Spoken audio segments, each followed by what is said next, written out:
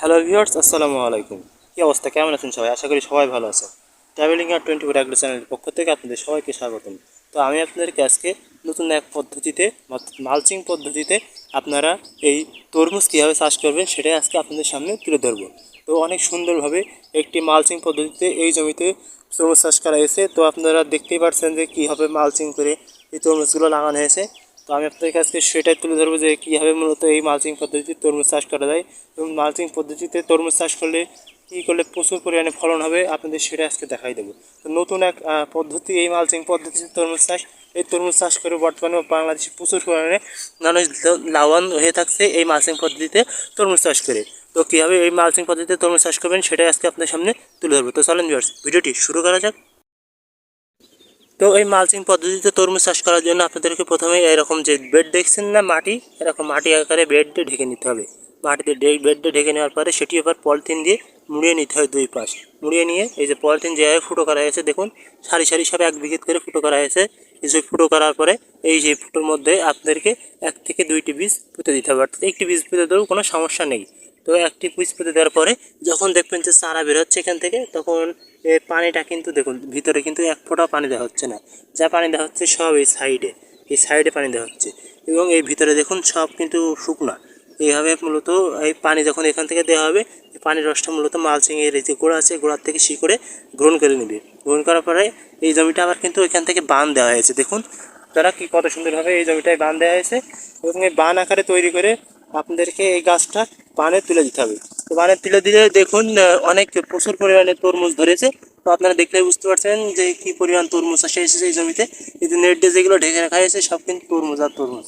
তো আপনারা দেখলেই বুঝতে পারবেন যে কী পরিমাণ তরমুজ লাগানো হয়েছে, এই কী পরিমাণ তরমুজ হয়েছে এই জমিতে। তো আপনারা সুন্দরভাবে দেখলেই বুঝতে পারবেন। এটি হলো মালচিং পদ্ধতিতে সেই তরমুজ চাষ, যা একটি অসাধারণ একটি পদ্ধতি।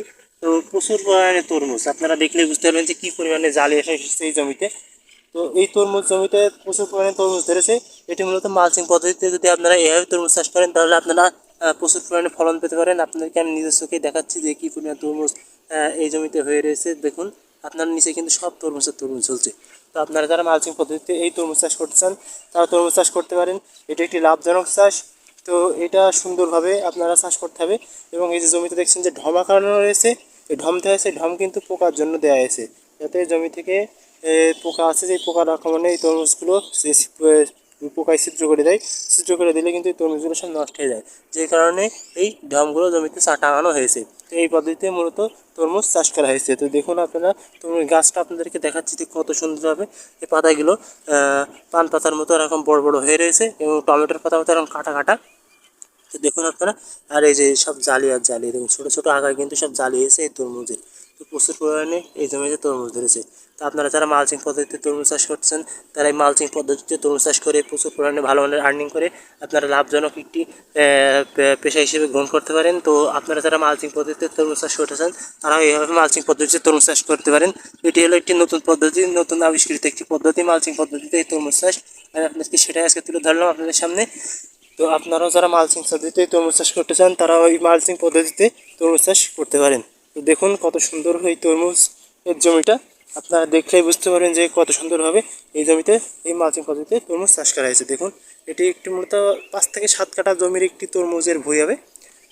তো আপনাদেরকে তরমুজটা আমি হাতে করে ধরাই দেখাচ্ছি যে কিরাম তরমুজ এগুলো। এই দেখুন সব তরমুজ, ছোটো ছোটো সব তরমুজ।